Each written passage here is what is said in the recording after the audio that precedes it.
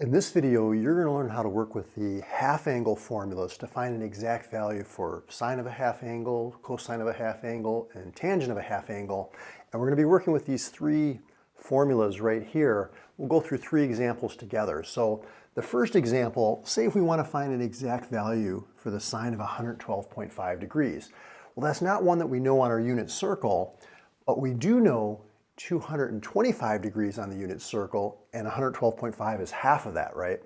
So what we're going to do is we're going to go to this half angle formula for sine, and we're going to say this is the same thing as sine of 225 degrees divided by 2.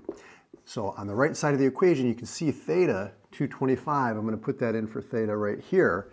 This is going to be 1 minus the cosine of 225 divided by 2. Now, the question that sometimes students ask is, how do I know if it's positive or negative? Well, what you want to do is you want to go to your unit circle and you say to yourself, where is 112.5? Well, that's somewhere over here in the second quadrant. And we know that sine is positive in the second quadrant, so this is going to be positive. Now, the mistake that students sometimes make is they say, well, but isn't 225 over here in the third quadrant? And isn't sine negative in the third quadrant? Yeah, that's true, but we're interested in this angle here, the 112.5. So that's what you want to focus on. Find out which quadrant that's in. It's positive in the second quadrant, so positive. Okay, so now when we simplify, what is the cosine of 225 degrees? Well, that's going to be negative root 2 over 2.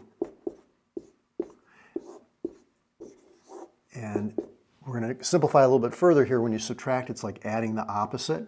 But we have a complex fraction. We have this fraction inside of a larger fraction. And the way that we can eliminate that is by multiplying the numerator and denominator by 2, because that's like multiplying by 1, right? But what happens when we distribute this 2, we get 1 times 2 is 2. Here these 2's numerator and denominator cancel, leaving us with square root of 2. And in the denominator, 2 times 2 is 4. Now, when we simplify, square root of 4, that's a perfect square. That just comes out to 2. But the numerator is still underneath this square root sign here. So this is 2 plus square root of 2. We said it's positive. And that's an exact value for the sine of 112.5 degrees. Let's take a look at another example involving cosine. Now this one we have cosine of 11 pi over 12, which at first glance you might not know exactly what that is. You can go ahead and convert it into degrees by replacing pi with 180 degrees. So 180 divided by 12 is 15. 15 times 11 is 165, which 165, we don't know that point on our unit circle, right? That angle on our unit circle. But we do know double it, which is 330. So we can think of this as cosine of 330 degrees over 2. So going to our cosine half angle formula, let's go ahead and substitute 330 in for theta. This is going to be 1 plus cosine 330 over 2. Again, we're faced with that question, is it positive or negative? Well, let's go ahead and focus on our original angle here, which is 165. 165 degrees is somewhere here in the second quadrant, and we know cosine is negative in the second and third quadrants. So this is going to be negative. Again, sometimes students make the mistake of looking at where 330 is, which is over here in the fourth quadrant. Cosine's positive in the fourth quadrant, but we're really not concerned with that. We're concerned with where this angle is, 165 degrees. That's what we're trying to calculate. Okay, so now cosine of 330, which is right here, the cosine of 330 is square root 3 over 2. And to simplify this complex fraction, we're going to multiply the numerator by 2, the denominator by 2. Now, if this part is confusing for you, what you can do is think about 2 as 2 over 1, okay, because we're just making that whole number into a fraction by putting it over 1. Anything divided by 1 is itself.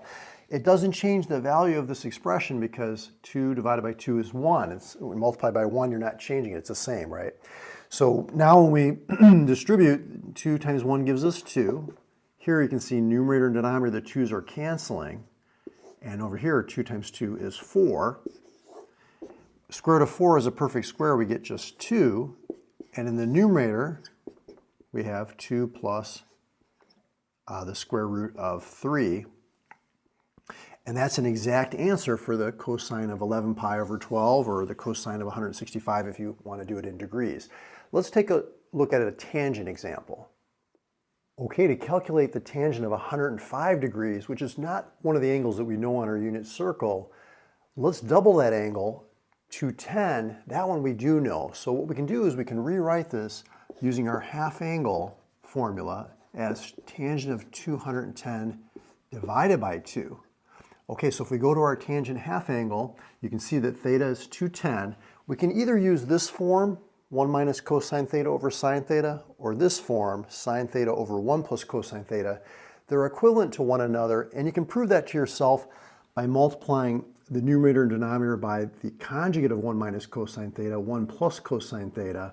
And if you've learned about identities and working with trigonometric expressions and simplifying, you can show and improve to yourself by using the Pythagorean trig identities that these are equivalent.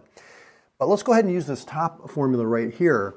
And this is equal to 1 minus the cosine of 210 degrees over the sine of 210 degrees. Now, if you need help reviewing the unit circle, I've got a lot of videos on my Mario's Math Tutoring YouTube channel showing you how to work with the unit circle. But remember, 210 degrees is right over here. We know the coordinates of this point are negative root 3 over 2, comma, negative 1/2. We know that the cosine is the x coordinate, okay, on the unit circle. So this is 1 minus negative square root 3 over 2.